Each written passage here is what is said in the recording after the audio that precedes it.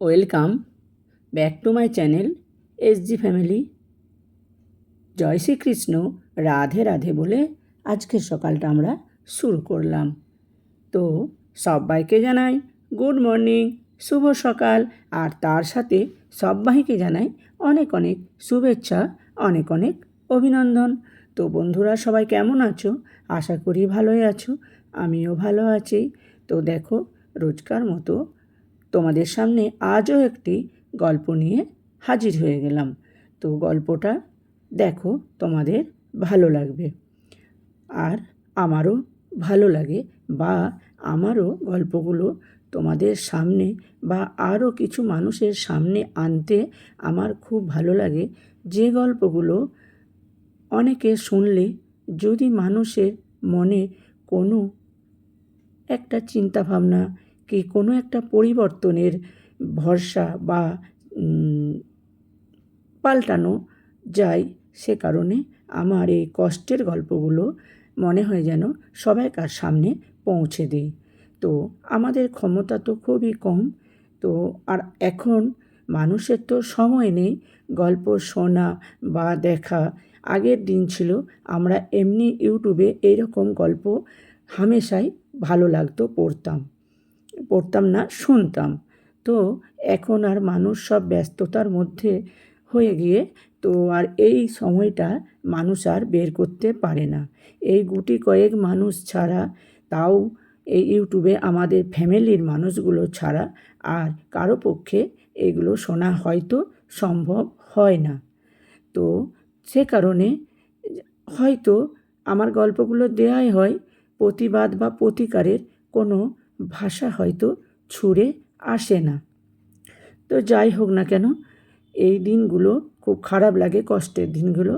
তো সেই জন্য আমি বেশিরভাগই ওই গল্পগুলোই আনি, মাঝে মাঝে চেষ্টা করি অন্য স্বাদের গল্প আনতে। তো আজকের গল্পটা দেখো, ভালো লাগবে। তো কষ্ট করেই মানুষ করেছে ছেলেকে, তো তারপরে যে আমাদের মনে হলো সত্যি কষ্ট, এত কষ্ট ভালো লাগছে না। তারপরে শেষে কিন্তু চমকটা দারুণ আছে। শেষ পর্যন্ত যদি কেউ না দেখো তাহলে কিন্তু খুব মিস করবে। এত সুন্দর লাগলো শেষের মুহূর্তটা, সত্যি মনটা ভরে গেল। আশা করি তোমাদেরও ভালো লাগবে। বোঝাই যাচ্ছিল না শেষ পরিণতি এইরকম হতে পারে। তো সে কারণে এই গল্পটা আমার খুবই ভালো লেগেছে। যাই হোক, ছেলেরা এখনো পর্যন্ত সবাই অমানুষ হয়ে যায়নি, বা দেখো তোমাদেরও ভালো লাগবে। তো চলো। জানিস খোকা, একটা সময় না আমার ইলিশ মাছের পেটি খুব পছন্দ ছিল। যখন তুই মাছ খাওয়া শিখলি, আমার মন চাইলেও আমি কেন যেন ওই পিসটা আর খেতে পারতাম না। তুই যখন ছোট ছিলি, আমি কাজের থেকে ফিরলেই দৌড়ে এসে জড়িয়ে ধরতিস আমায়, আর হাত বাড়িয়ে বলতিস, মজা দাও। দুটো চকলেট তোকে দিলে তুই কি খুশিটাই না হতিস। তখন আমরা গ্রামে থাকতাম, চাষবাস করেই কোনো মতে চলে যেত আমাদের সংসার। তুই যখন আরও একটু বড় হলি, রাজ্যের চিন্তা আমাকে গ্রাস করে ফেলল। তোকে কিভাবে ভালোভাবে মানুষ করতে পারবো, ভালো স্কুলে পড়াতে পারবো, ভাবনার আমার শেষ নাই। দ্বিতীয় কিছু না ভেবেই চলে এলাম শহরে, তোকে আর তোর মাকে রেখে। শুরু করলাম ঘাম ঝরানো পরিশ্রম, যেন তোদের আরেকটু ভালো রাখতে পারি। 9টা থেকে 5টা গার্মেন্টসে চাকরি করার পরে সন্ধ্যা থেকে আবার চটপটি বেচতাম এক্সট্রা ইনকামের আশায়, যেন তোকে একটা ভালো স্কুলে পড়াতে পারি। কত স্বপ্ন আমার তোকে নিয়ে। তুই উচ্চশিক্ষায় শিক্ষিত হবি, বড় অফিসার হবি, গরিব বলে লোকের করা অবজ্ঞা ঘোচাবি। কত স্বপ্ন। তোর মনে আছে খোকা, একদিন তোর মা তোকে অনেক মেরেছিল, তোর জ্বর চলে এসেছিল, আর তুই জ্বরের ঘোরে বলছিলি, মা আর মায়েরও না, আমি আর যাবো না সজল গো বাসায়, আর মায়েরও না। ওদের বাসায় টিভি দেখতে গিয়ে একটা দামি খেলনা ধরার অপরাধ করেছিলি তুই, আর শাস্তি হিসাবে পেয়েছিলি বেধড়ক মার। আর এত অপমান সইতে না পেরে তোর মাও তোকে আরো মারল। বিশ্বাস কর, তোর এক একটা খাওয়া মার আমার কলিজায় গিয়ে লাগছিল। ছ্যাঁত করে উঠেছিল বুকটা।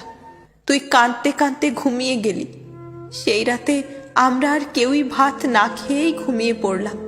তোকে আদর করে চলে এলাম আবার কর্মস্থলে। সারাদিন তোর কথাগুলো আমার কানে বাজছিল। আর মায়েরও না মা, আমি আর যাবো না। কিছু টাকা ধার করে কিস্তিতে একটা টিভি কিনেছিলাম তোর জন্য। তুই এখন মস্ত অফিসার। গ্রামে এখন কত মানুষ গর্ব করে তোকে নিয়ে। আমার নিজেকে খুব সার্থক বাবা বলে মনে হয়। আবার জানিস, ভয়ও হয় তুই বদলে যাবি না তো। তোর সেই ফ্যাল ফ্যাল করে চেয়ে থাকা মায়া ভরা মুখটা আমি ভুলতে পারি না আজও। তুই যে আমার যক্ষের ধন রে বাপ। চাকরির বছর দুয়েক পরে খোকা আমার বিয়ে করছে। বৌমা আমার বিশাল শিল্পপতির মেয়ে। শহর বাড়িতেই অনুষ্ঠান হবে। বিয়ের দিন সকালে গাড়ি পাঠালো খোকা আমাদের জন্য। আমি অবাক হইনি তেমন। খোকা যে আমাদের একটু জানালোও না আগে থেকে ওর বিয়ের কথা। খোকা যে মস্ত বড় অফিসার মানুষ। আমার জন্য দামি পাঞ্জাবি, ওর মায়ের জন্য দামি শাড়ি পাঠালো। আমরা দুজনেই পরে নিলাম খোকার পাঠানো পাঞ্জাবি শাড়ি। কিন্তু আমরা স্বামী স্ত্রী কেউই এই পোশাকে মানাতে পারছিলাম না নিজেদের। আসলে অভ্যস্ত নই যে এমন দামি পোশাকে। যাই হোক, আজ আমার খোকার বিয়ে, পড়তে তো হবেই। আমরা তৈরি হয়ে বের হতেই খোকার ড্রাইভার আমাদের স্যার ম্যাডাম বলে সম্বোধন করে গাড়ির দরজা খুলে দাঁড়িয়ে থাকে। ওর মা আমার দিকে ফ্যাল ফ্যাল করে তাকিয়ে থাকে। আমি মুচকি হাসি দিয়ে জহুরাকে বলি, উঠে বসো, আমাদের খোকার গাড়ি। গাড়ি ছুটছে, সাথে ভাসছে আমার চোখে আমাদের অতীতের দিনগুলো। টপ টপ করে পানি পড়ছিল চোখ বেয়ে। কখন যে সেন্টারে চলে এলাম বুঝতে পারিনি। ড্রাইভার ছেলেটা আবার আমাদের জন্য গাড়ির দরজা খুলে বলল, নামুন স্যার, আমরা চলে এসেছি। আমরা নামলাম। বিশাল হল, লাল গালিচা বিছানো। আমরা এক কোণে দাঁড়িয়ে খোকাকে ফোন দিচ্ছিলাম। ওর ফোনে কল যাচ্ছে না। অনেকক্ষণ দাঁড়িয়ে থাকার পরে এক পা দু পা করে আমরা এগিয়ে যাচ্ছিলাম। হঠাৎ পুরো হলের কারেন্ট চলে গেল কয়েক সেকেন্ডের জন্য। আর কিছুক্ষণের মধ্যে চারিদিক ধোঁয়ায় ছেয়ে গেল। তারপর আলো জ্বলে উঠল। আর কি অদ্ভুতভাবে আমাদের মাথার উপরে গোলাপের পাপড়ি পড়তে লাগলো। আমরা কিছুই বুঝতে পারলাম না। জহুরা আবারও আমার দিকে তাকিয়ে রইল। হল ভরা মানুষ। কি করব বুঝতে পারছিলাম না। সামনে এগোতেও পারছিলাম না, আবার পেছনে আসতেও পারছিলাম না। জহুরা হতভম্ব হয়ে আমার হাতটা শক্ত করে ধরে রেখেছে। আবারও লাইটটা বন্ধ হয়ে গেল। এবার মৃদু আলো জ্বলে উঠল। আর কে যেন আমাদের পা শক্ত করে জড়িয়ে ধরে আছে। লাইট জ্বলতেই দেখলাম আমাদের খোকা। কি করছিস খোকা? ওঠ তুই। বসা থেকে উঠে খোকা আমাদের শক্ত করে জড়িয়ে ধরল। ছলছলে চোখে বলল, বাবা, আজকে তোমার খোকার সেলিব্রেশন, তোমাদের সেলিব্রেশন। তোমাদের খোকা বিদেশের মস্ত বড় অফিসার হয়েছে, সেই সেলিব্রেশন। হল ভর্তি মানুষের করতালিতে মুখরিত চারিদিক। হু হু করে কেঁদে উঠল জহুরা, সাথে আমিও। কিন্তু আজ না তোর বিয়ে? না, তোমাদের সারপ্রাইজ দেওয়ার জন্য বলেছিলাম। ভালোবাসি তোমাদের প্রচণ্ড প্রচণ্ড বেশি। আমি ভুলিনি সেই ফেলে আসা দিনগুলো, একটুও ভুলিনি। তোমরাই যে আমার শত সুখের সহস্র কারণ।